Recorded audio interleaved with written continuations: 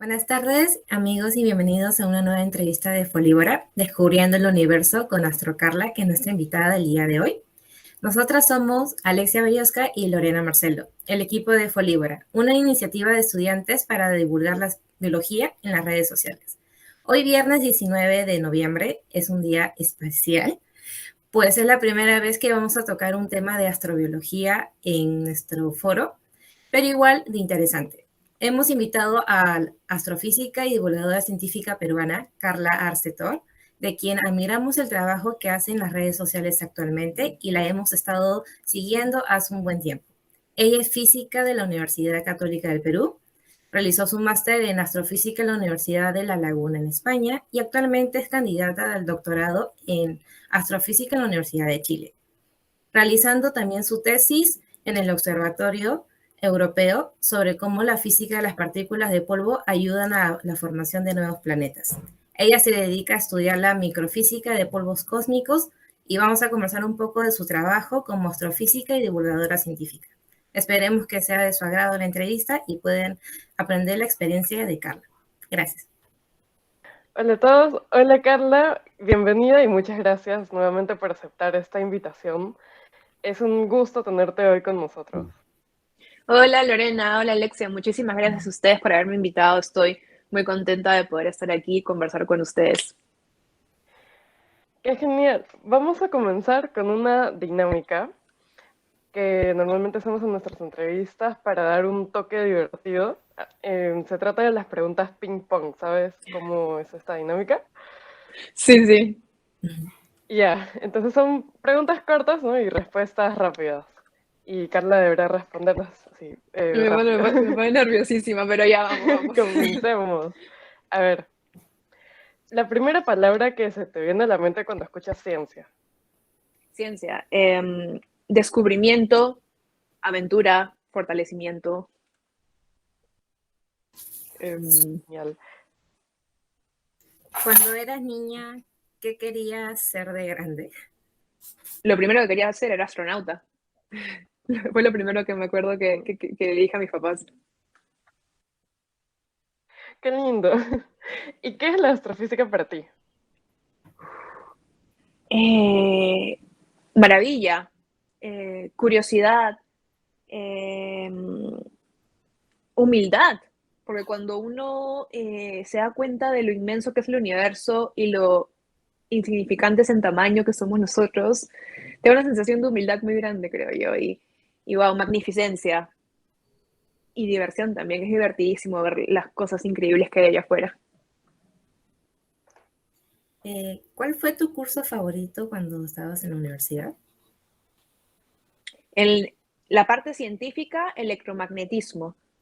En la parte de letras, porque también llevé cursos de letras, hubo uno que recuerdo mucho que se llamaba Análisis Social de Procesos Actuales y hablábamos sobre situaciones políticas, económicas, sociales que habían en el mundo, pero también centrándonos en Perú. Y era interesantísimo aprender sobre temas de la actualidad. Creo que estoy hablando mucho, ¿no? Era como que solamente un par de palabras, pero bueno, ese curso me gustaba. Pero está bien, está bien. Yo pienso que quizá de ahí nació también la pasión para hacer divulgación científica. Sí, bueno, me encantaba ese curso porque también se generaban debates saludables en la clase, diferentes puntos de vista sobre los temas. Y a mí algo que me parece muy nutritivo académicamente es estar con gente que piensa distinto a ti siempre y cuando haya respeto, evidentemente, ¿no? Y era muy interesante aprender de otras personas. Me gustaba mucho ese curso.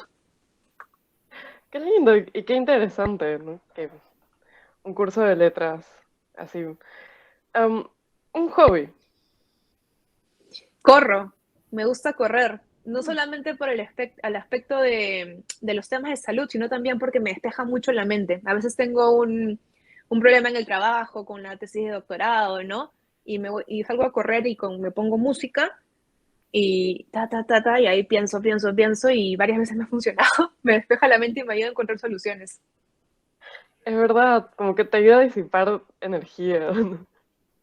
Sí, No a sé liberar todas las no sé tensiones. si lo que dije tiene fundamento físico, pero Bueno, cuando corres estás disipando calor, o sea, estás usando la energía corporal, así que de alguna forma sí.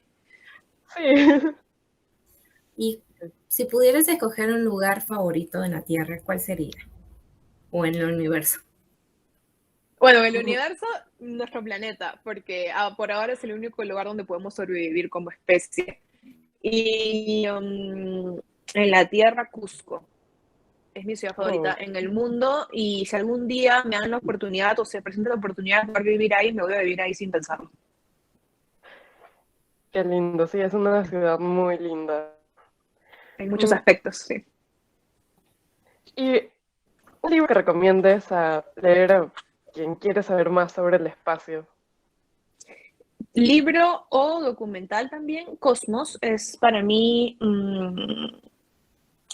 entre comillas, la Biblia de cualquier persona que le encante los temas de astronomía. Y evidentemente Carl Sagan, que es su autor, el mejor divulgador de la historia hasta el día de hoy. Así que Cosmos de todas maneras. Y hablando un poco de gastronomía, ¿cuál sería tu comida favorita? ¡Wow! El chifa. El chifa es lo más delicioso que existe en este mundo, universo. Es delicioso el chifa, me encanta. Buenazo, sí. ¿Y tienes una especie de vivo favorito? Que nosotros hablamos de biología. Ser vivo. Los perritos. Tengo una debilidad especial por los perritos. Me parecen Oh, animales tan nobles, tan, no sé, ay no. Los perritos me derriten, de verdad. Muchísimo. Y cuando son veo un llenos de amor. perrito, no, yo cuando escucho el llantito de un perrito, no puedo. Yo ahí me pongo a llorar, o sea, es que no sé, me generan un amor los perritos, no sé, siempre. Entiendo, yo tengo Sí, es 8 verdad. perritos. Uy, perdón, Alexia. Ay, perdón, yo tengo 8 perritos. Entonces, Uy, sí, son cachorritos Wow. todavía. yo tengo una que ahorita está, bueno, está en Perú y ya la voy a ir a ver a fin de año, pero todos los días la llamo. La llamo por el celular y estoy ahí, a veces ni caso me hace, pero siempre tengo que verla todos los días. ¿Y cuál sería tu película favorita? Mm, En el tema científico me gusta mucho una que se llama El Marciano o Misión Rescate, creo que se llama en español, que es ese Oh, astronauta que se queda varado en Marte. Sí. Y me gusta mucho, creo, y también está basada esa película en un libro. Y me gusta mucho cómo se las ingenia, cómo utiliza la ciencia, distintas ramas de la ciencia, para intentar sobrevivir en un planeta que es hostil. Y toca muchos temas que me parecen interesantes que se presenten. Por ejemplo, el astronauta era un botánico, ¿no? Y recuerdo que en la película mencionaban que se burlaban de él porque decían botánica, ¿quién estudia botánica? Es una carrera científica que no sirve para nada. Y gracias a eso sobrevivió en Marte, porque pudo plantar, creo que, claro, papas, creo que estaba plantando papas, ¿no? Y también luego cómo muestran que cuando hay un problema, el ámbito científico puede prevalecer sobre el ámbito político. O sea, cuando se ven carreras, entre comillas, científicas entre países, en realidad es toda una cuestión política, porque en la ciencia, por lo general, se intenta que no existe ese tipo de carreras, sino más bien se busca un bien común. Y me gustó mucho cómo en la película transmitieron la diversidad de científicos de distintos países, de distintas edades, la forma en que mostraron el trabajo multidisciplinario, ¿no? No solamente astrofísicos, sino también ingenieros, psicólogos, sociólogos, o sea, todas las áreas del conocimiento ayudando a buscar una solución, que en este caso era el señor varado en Marte. Así que a mí me gusta mucho esa película y la música que le ponen también está muy buena. wow, suena como todo un peliculón. Muy, muy interesantes los temas. Yo no la he visto, pero la voy a apuntar y la voy a ver cuando pueda, lo más pronto posible. Bien, con eso terminamos con las preguntas ping pong y ahora sí comencemos hablando un poco sobre tu campo de la ciencia, que es la astrofísica. Ujú. Bien, vamos a comenzar hablando. Una pregunta fundamental es ¿cómo te interesó la física y por qué decidiste estudiar esta carrera? Yo cuando era pequeña, a mí siempre me gustó el espacio. O sea, yo tenía noción de que me encantaba el espacio, que me encantaba preguntarle a la gente sobre las estrellas, sobre los planetas, me encantaba ver programas, ver libros, pero no sabía que se podía hacer una carrera de eso, ¿no? Yo por eso les dije al inicio que quería ser astronauta, porque era lo que conocía de niña, ¿no? Y quería irme al espacio a ver con mis propios ojos todas esas cosas increíbles que veía en la televisión o en los libros. Y ya luego en el colegio, cuando ya llevé cursos de ciencia, ¿no? Matemática, física sobre todo, me di cuenta de que podía estudiar el universo sin necesidad de salir de la Tierra, lo cual era más conveniente para mí, ¿no? Porque ya luego viendo cómo es la carrera de un astronauta es muy compleja y no es lo mío. Ahora, si algún día me lo ofrecen, pues sí lo pensaría, pero dedicarme a entrenar para ser astronauta es algo bien, requiere muchísima disciplina. La cosa es que ya en el colegio descubrí las ciencias y específicamente la física, que me gustó muchísimo, me encantó. Y ya pues cuando iba a acabar el colegio, algo que a mí me faltó y que por eso ahora decidí hacer divulgación en redes, ¿no? Y tratar de incentivar esto y que se visibilice el tema de las ciencias, es no tener a quién preguntarle. Yo me acuerdo que decía, quiero ser astrónoma, mis papás, ninguno es científico, entonces no sabían cómo orientarme, ¿no? Y yo, ¿qué hago? Porque en Perú no es tan común, ¿no? Como que decir, ah, voy a estudiar para ser científico o científica, no es algo que se escucha, normalmente escuchas, ah, voy a estudiar medicina, derecho, administración, ¿no? Entonces no sabía exactamente qué camino tomar. Algunas personas, pude acercarme a algunas personas y preguntarles, pero no era tan sencillo, no había tanto acceso a la información, ¿no? Y sobre todo información de primera fuente, o sea, de científicos. Entonces, finalmente me decidí por estudiar física, estudié física en la Universidad Católica, pero pienso que sí es importante abrir espacios para que las nuevas generaciones tengan a quién preguntarle, ¿no? Información de primera mano, porque siempre, hasta el día de hoy, hay mil dudas con respecto a las carreras de ciencia, hay un montón de prejuicios y un montón de miedos, ¿no? Como que, ay, no voy a poder estudiar esto porque esto no es para mí, qué sé yo. Entonces, es importante que haya gente que ya haya pasado por eso, con la que puedas conversar, ¿no? Para que te oriente, porque a mí me faltó eso, por lo menos. Es verdad. Y justamente, ¿cuáles son las aplicaciones de la astrofísica y cuál es la importancia de estudiar y conocer el universo? La primera motivación para estudiar el universo es simplemente las ansias que tenemos como especie de entender, de conocer, ¿no?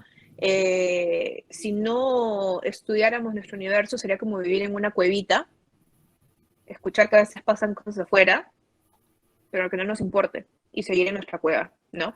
Desde el inicio de la especie humana, ¿no? El humano siempre ha buscado entender su entorno, conocer, ¿no? Entonces, evidentemente, la primera motivación es el entendimiento, el conocimiento del lugar en donde vivimos, ¿no? Que no es solamente una Tierra, un planeta, sino también es todo un universo. Ahora, en cuestiones prácticas, número uno, claro, ahorita estamos relativamente en relativa calma como especie dentro de nuestra Tierra. Hay anuncios sobre que la Tierra evidentemente no va a ser infinita, ya está habiendo cambios en nuestra Tierra que de no ser frenados va a poner en peligro nuestra supervivencia como especie. Entonces, si bien hasta el día de hoy el único planeta en el que podemos habitar es la Tierra, igual es interesante saber qué posibilidades tenemos en todo el universo, ¿no? Así que también el estudio del universo nos busca alargar nuestra supervivencia como especie, ¿no? Y también justamente por el tema de protegernos, ¿no? Porque la Tierra está en un universo dinámico, hay un montón de cuerpos circulando, o sea, pasando cerca de nosotros todo el tiempo, que son los asteroides, y evidentemente hay que monitorearlo, ¿no? Entonces, es también por un tema de supervivencia como especie. Y finalmente, en temas aún más así prácticos, mucha de la tecnología hecha para astronomía ha derivado en otras aplicaciones. Por ejemplo, los GPS que ahora se usan todos los días, para pedir comida por delivery, por ejemplo. Las cámaras del celular, ¿no? Se basan en tecnología usada para diseñar telescopios hace décadas. Mucha de la tecnología usada, por ejemplo, para la Estación Espacial Internacional para conducir experimentos se utiliza en física médica. Y finalmente, el simple hecho de generar conocimiento estudiando una ciencia exacta, de todas maneras va a servir a futuro, va a tener alguna aplicación, ¿no? Por ejemplo, siempre pongo el ejemplo de Marie Curie, ¿no? Que hacía sus experimentitos, la gente decía, pero ¿para qué? ¿Qué nos importa? Y ahora, si no fuera por sus descubrimientos, por sus hallazgos, no tendríamos cosas como la radioterapia, ¿no? Para enfermedades que son delicadas. Entonces, la astronomía, para redondear, es una ciencia exacta que permite generar conocimiento, que puede aplicarse técnicamente, en el caso de la instrumentación, que genera conocimiento para ser usado eventualmente a futuro y que ya ha sido usado en varios casos, y finalmente por las ansias de la especie humana de conocer el lugar en donde vive. Wow, qué interesante. Todo lo que o sea, nunca se termina de conocer totalmente el universo, ¿no? O sea, hay un montón de investigación que se tiene que realizar y infinidades de aplicaciones que se puede realizar. Uh-huh. Bien, en una de tus últimas publicaciones en Instagram, en uno de tus reels, mencionas que no es difícil encontrar agua en el universo. ¿Esto está ligado a la probabilidad de vida en otros planetas? No, no exactamente. O sea, lo que pasa es que el agua, la molécula de agua, por su misma composición, es frecuente, ¿no? Por el hidrógeno y el oxígeno, que son dos elementos muy frecuentes, muy abundantes en el universo. Entonces, que existan moléculas de agua es común en distintos escenarios, ¿no? El medio interestelar, en discos protoplanetarios, en atmósferas planetarias, en asteroides, en cometas. Entonces, no es raro encontrarlo. Pero para que se desarrolle vida en algún lugar, vida como la conocemos, claro, el agua es importante, pero no es el único parámetro a tener en cuenta. Y además, el agua tiene que estar en ciertas condiciones específicas, ¿no? Su temperatura, su estado. Entonces, el hecho de que encontremos moléculas de agua en distintas partes del universo no quiere decir necesariamente que vayamos a encontrar inmediatamente vida, porque es un tema multivariable, depende de muchísimas cosas, no solamente de la presencia de moléculas de agua. Bien. Y hablando también un poco sobre el observatorio ALMA, ¿nos podrías explicar un poco sobre este radiotelescopio más potente que se tiene hasta la fecha? Claro. Bueno, para empezar, un radiotelescopio es, valga la redundancia, un telescopio que observa el universo en las frecuencias del radio, ¿no? Que son las bajas frecuencias, la misma radiación que utilizamos para escuchar música en una radio, ¿no? De ahí su nombre, la misma radiación que utiliza el internet móvil, ¿no? El Wi-Fi, solamente que a una frecuencia un poquito más alta, ¿no?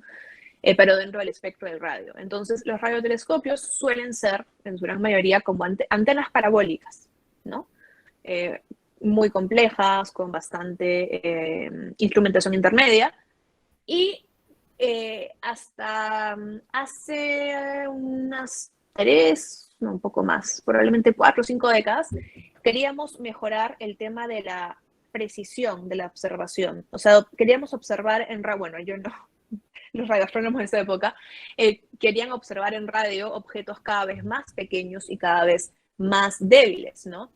Pero para que un radiotelescopio pueda hacer eso, necesita ser extremadamente grande, tener un disco, una antena muy, muy grande para recolectar más cantidad de luz y tener una precisión de apuntamiento muy grande, lo cual es estructuralmente hablando cada vez más inviable, ¿no? Porque si queremos hacer algo gigantesco, en temas de ingeniería es muy, muy complicado, ¿no?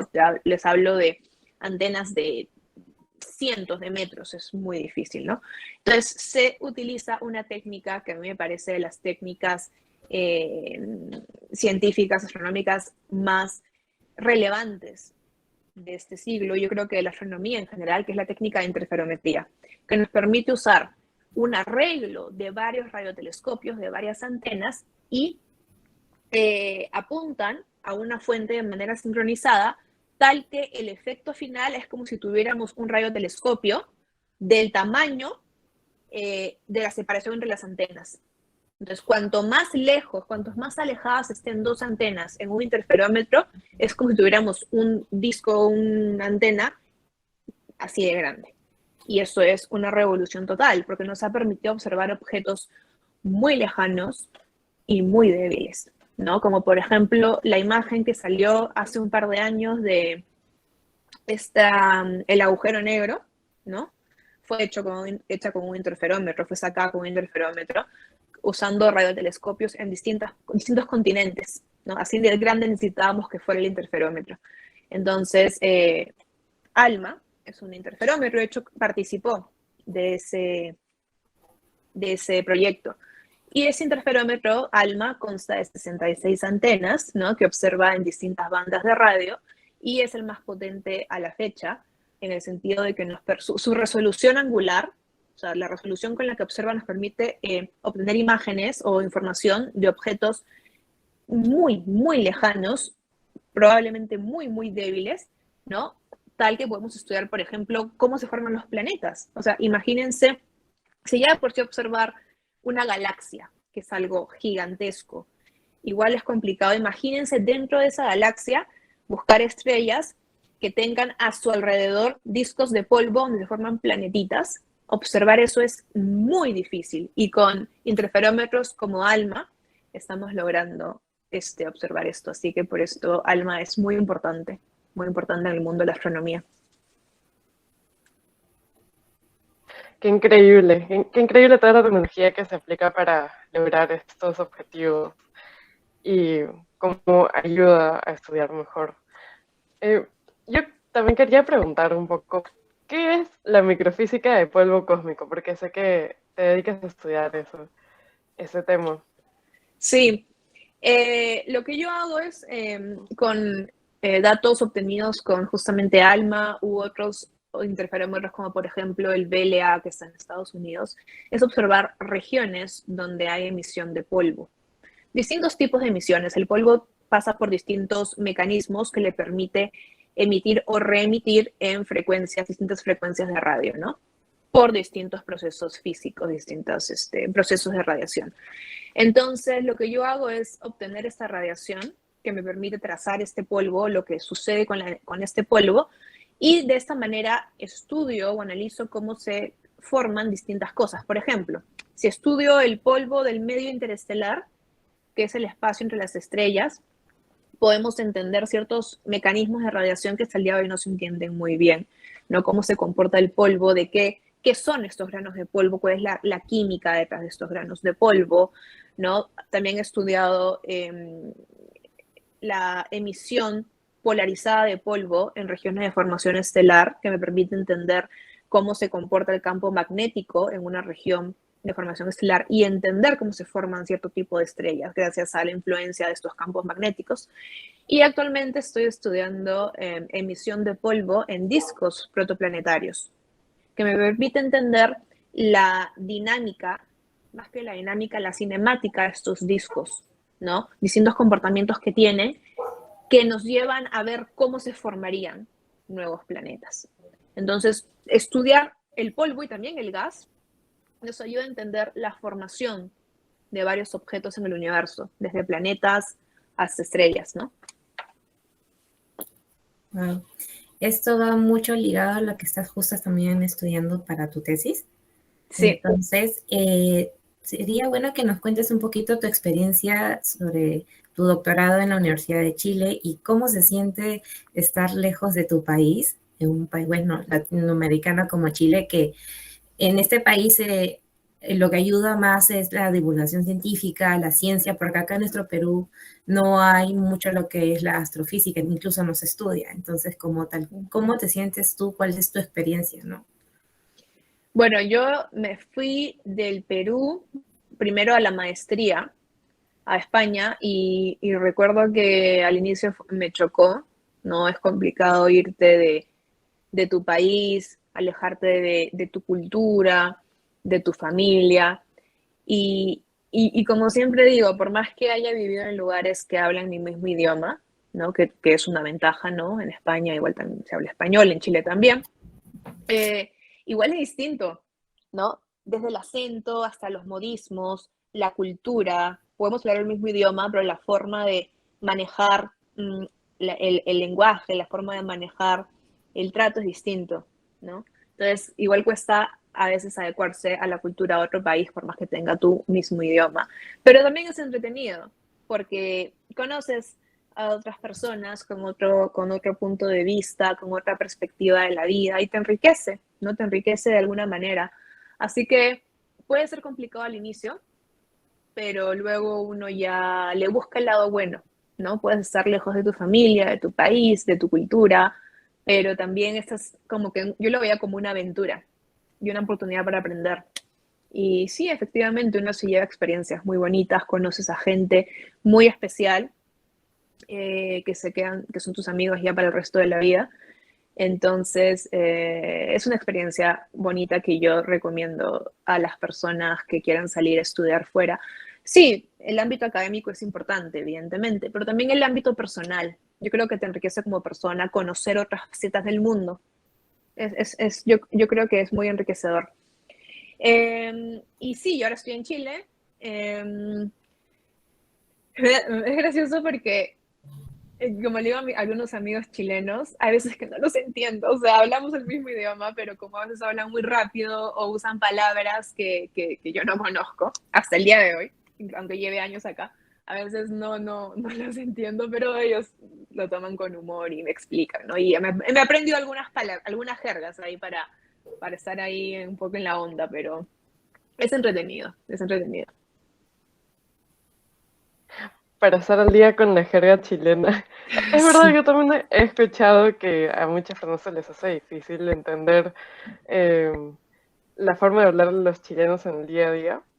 Sí. Pero realmente, qué tal la experiencia, ¿no? Salir al país realmente ayuda a crecer tanto profesionalmente y personalmente y uno, aunque es difícil, tienes que mantener en tu mente cuáles son tus metas y por qué lo estás haciendo y eso te ayuda, me imagino, a salir adelante.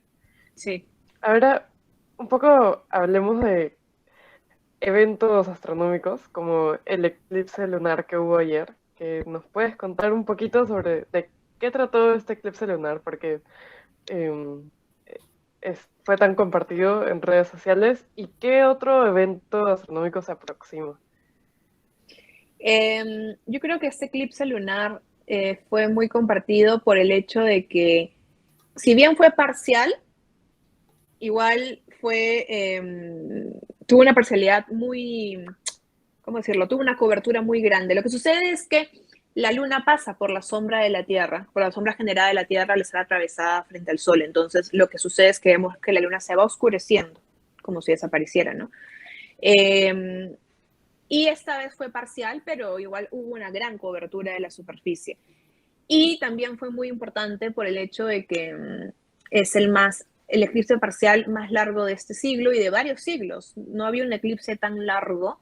Creo que el máximo duró un aproximado de 3 horas y un poco más, y todo el eclipse en general duró unas 6 horas. Entonces es interesante, ¿no? Es interesante en términos visuales y es interesante en términos científicos también, ¿no? Ahora, también hay temas ahí de por qué la luna se pone roja cuando vemos este tipo de eclipses lunares, ¿no? Y justo voy a subir un reel mañana sobre eso, pero ahí les adelanto un poco. Es porque igual, aunque la Tierra esté generando sombras sobre la luna, hay un poco de luz solar que va a atravesar y va a atravesar por la atmósfera de la Tierra, ¿no? Y sucede un fenómeno de dispersión de luz, el mismo fenómeno que sucede en los atardeceres, que nos permite ver el cielo así medio rojito. De la misma manera, esta luz es dispersada por la atmósfera terrestre y beneficia las longitudes de onda que corresponden al rojo. Y por eso la poca luz que se proyecta o que rebota sobre la luna es roja. Y por eso la vemos como que así medio rojiza. Y le llaman también luna de sangre por eso.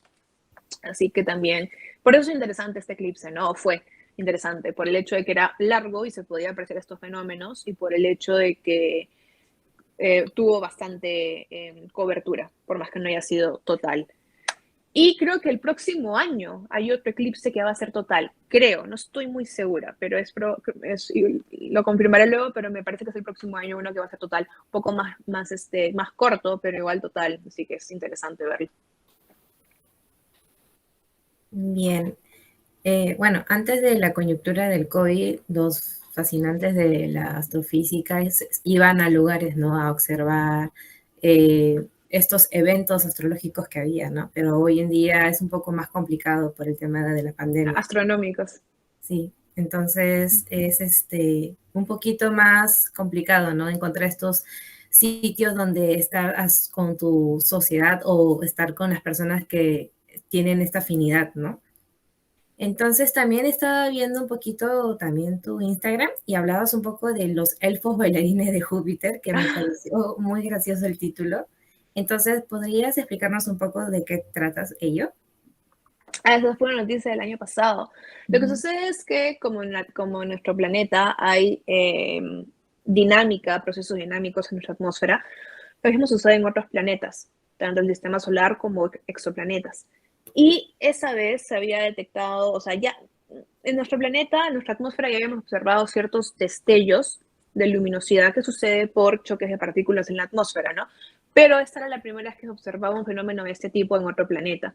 La física detrás de este fenómeno es la misma, solamente que está a una altura distinta en la atmósfera, ¿no? Por el hecho de ser un planeta distinto. Pero lo interesante de esta noticia es que se observaba por primera vez en otro planeta distinto al nuestro. Y le llamaban elfos por la formita que tienen, ¿no? Se veían como unas formitas medio élficas. Y bailarinas porque como que se movían así, ¿no? Pero era eso, era un nombre simpático para un fenómeno atmosférico.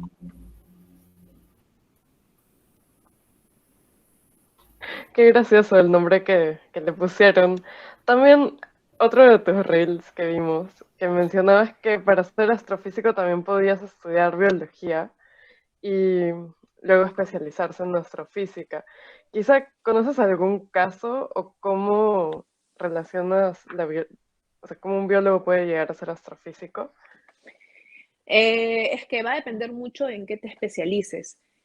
Un biólogo puede definitivamente especializarse en astrobiología, que es el estudio de las posibilidades de desarrollo de vida fuera de la Tierra, desde el espacio cercano hasta en otra galaxia, ¿no? O sea, está muy relacionado también al estudio de la química que se puede estudiar en el universo y cómo esto puede beneficiar a vida como la conocemos. Entonces, por eso un biólogo puede dedicarse a ese tipo de estudios.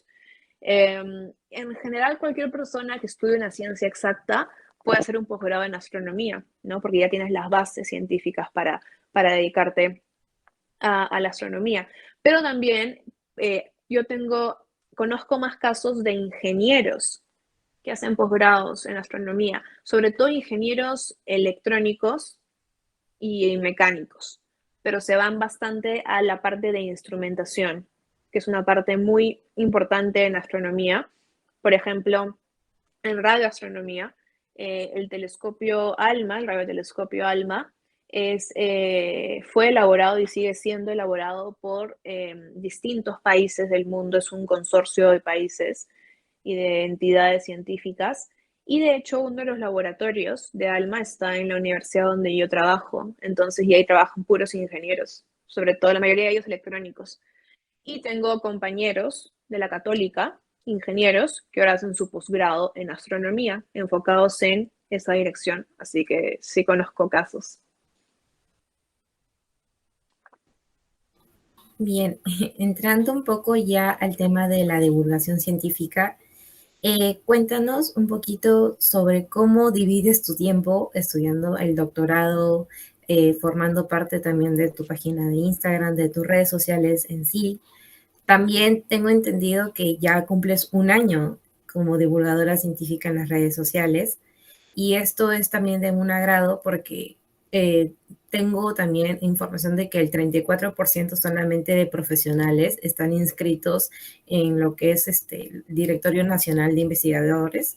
Entonces forman parte muy pequeña de lo que es el grupo de personas científicas, mujeres, ¿no? Sí, bueno, sí, cumplí un año ¿Cuándo fue? Estamos en noviembre, en octubre cumplí un año. ¿Hola? ¿Se me escucha bien? Sí.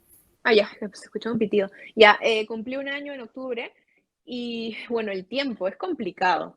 Es complicado dividir los tiempos porque al inicio me enfocaba muchísimo en publicar todos los días y los diseños y eso, y que yo desde siempre he sido un poquito nula en temas de diseño y creatividad en el aspecto artístico, así que me costó, pero luego me di cuenta que tenía que limitarme, porque si no iba a dejar de lado el doctorado, y imposible, porque el doctorado de hecho es mi trabajo principal, ¿no?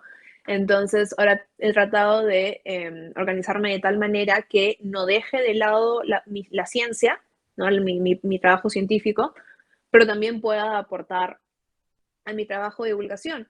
Que de hecho, no sé si llamarlo trabajo, porque no es remunerado, es por amor al arte, ¿no? Entonces, pero es muy satisfactorio en el sentido de que a mí me alegra mucho cuando, por ejemplo, leo mensajes, ya sean en las publicaciones o mensajes internos, donde me dicen, pucha, hoy aprendí esto, no sabía esto, qué interesante.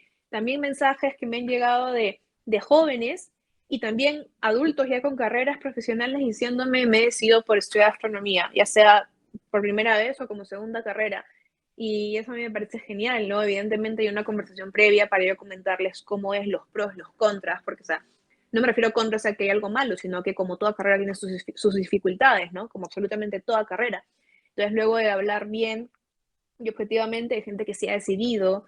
Entonces, a mí me emociona cuando veo que hay gente que puede recurrir a lo que yo no pude recurrir, que es buscar orientación, ¿no? Y tener información de primera mano, lo que yo no pude tener en mi momento, porque en mi momento las redes, creo que ni había Instagram, era Facebook nomás. Y no había ese tema de divulgación. O sea, habían youtubers, pero escribirlo en youtuber era muy complicado, ¿no? Eran así youtubers famosos que nunca te iban a responder.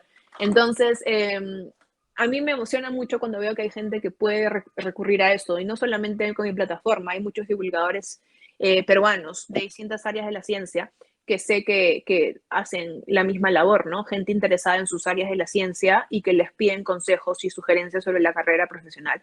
Y a mí eso me parece lo mejor que hemos podido hacer con las ventajas que nos dan las redes sociales, ¿no?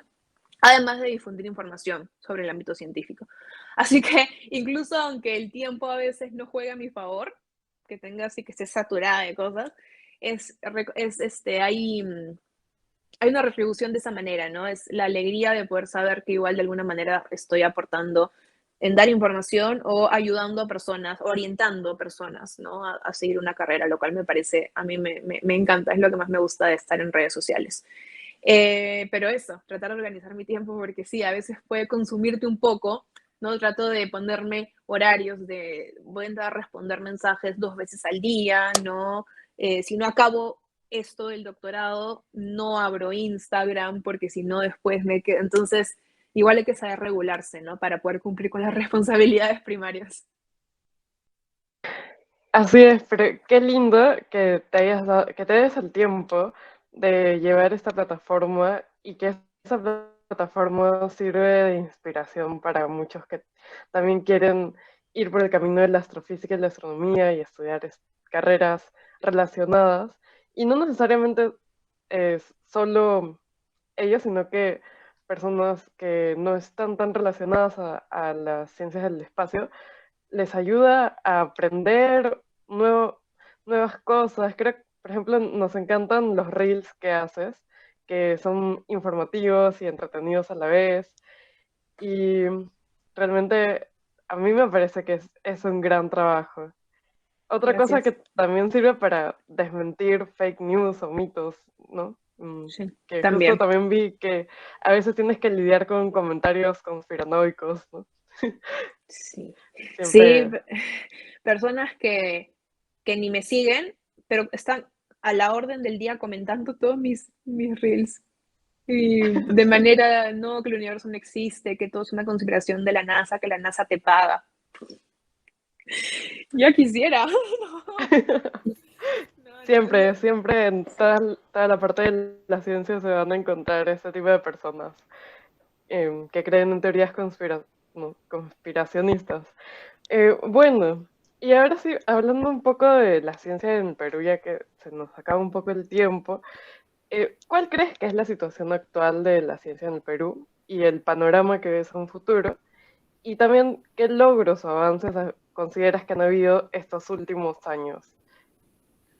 Uf, tema complejísimo.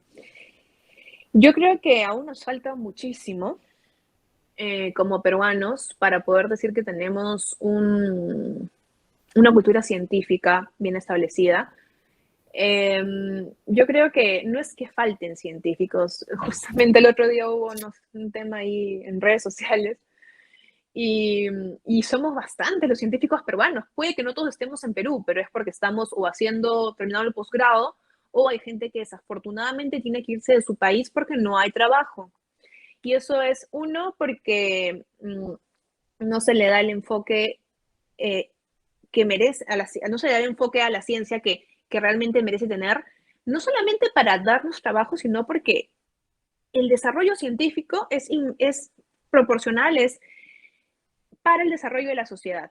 No es solamente para que el científico tenga trabajo, sino que es para la sociedad. El científico produce conocimiento para la sociedad, para el desarrollo de la sociedad. Entonces, mientras no tengamos un desarrollo científico adecuado, no va a haber un desarrollo social adecuado. Y la pandemia ya lo demostró. O sea, nos agarró fríos a nivel mundial en realidad. Pero, ¿por qué hubo países que pudieron desarrollar vacunas con tal celeridad? No porque hubo pandemia y dijeron vamos a empezar desde cero, porque ya tenían estudios avanzados, ya tenían investigaciones avanzadas, porque invirtieron en esto con décadas de anticipación. El virus del SARS-CoV fue de alguna manera advertido desde el 2000, hay un artículo que data del 2007-2008, que ya nos prevenía de un posible brote. ¿Se hizo caso? No, o al menos en Perú no, ¿no? Entonces, obviamente no fue culpa de los científicos, es culpa de que es un tema de que los científicos transmiten información, advierten, pero los que manejan el financiamiento no hacen caso, ¿no? Entonces ahí está el problema. Pero dentro de todo ese escenario que parece medio negativo, lo que quiero rescatar es que al menos a raíz de la pandemia, ¿no? Y ahora con las redes sociales es más fácil difundir información, los científicos estamos más activos, ya somos considerados en varios aspectos, sobre todo en el aspecto de salud. Creo que la pandemia ha logrado que la sociedad busque más la opinión científica, algo que antes era impensable, ¿no? Esperemos que algún día también sea en la parte de astronomía, ¿no?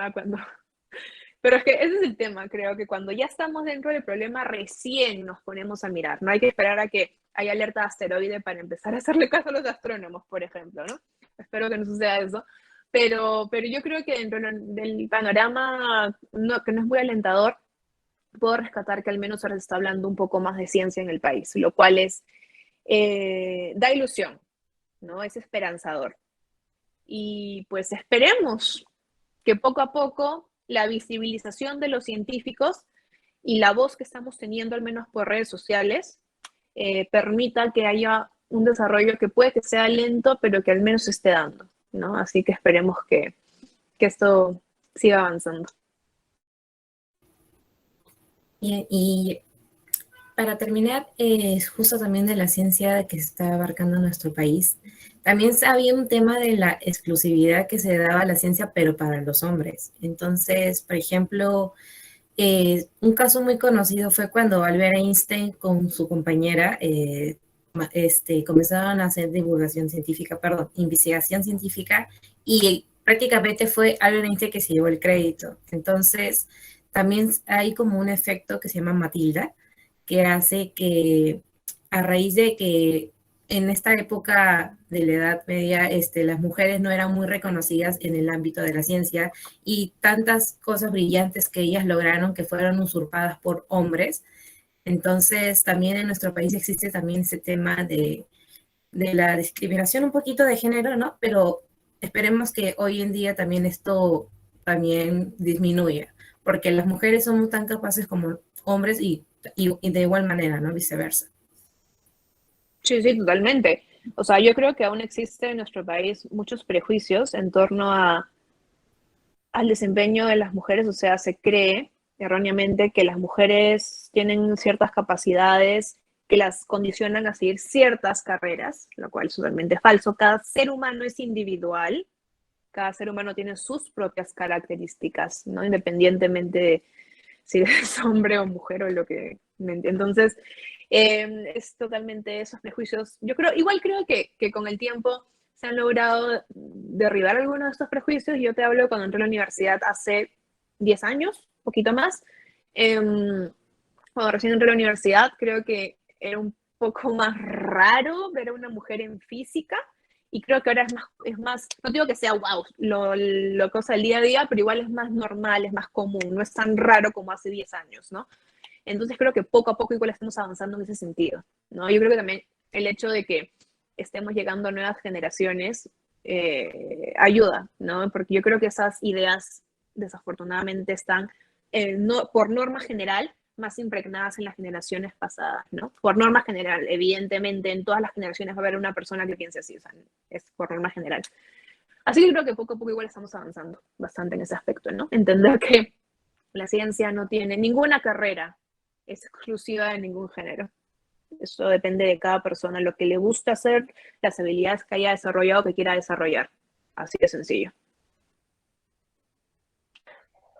Bien, muchas gracias, Carla, por esta entrevista. Creo que ya hemos llegado al final por el tiempo, porque si no nos quedaríamos hablando de tantas cosas contigo. Y te agradecemos por aceptar esta invitación y por este tiempo, que sabemos que tienes el tiempo ajustado. Y realmente ha sido un gusto tenerte y conocerte el día de hoy. Eh, Invitamos a las personas que ven esta entrevista a seguir a Carla en sus redes sociales para que puedan ver ese trabajo tan magnífico que viene haciendo en AstroCarla. Muchas gracias, Lorena. Muchas gracias, Alexia, por la invitación.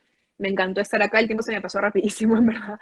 Así que muchas gracias y bueno, espero que nos podamos encontrar en una futura oportunidad. De verdad que sí. Muchas gracias y con esto cerramos esta entrevista. Muchas gracias a todos. Muchas gracias. Bye.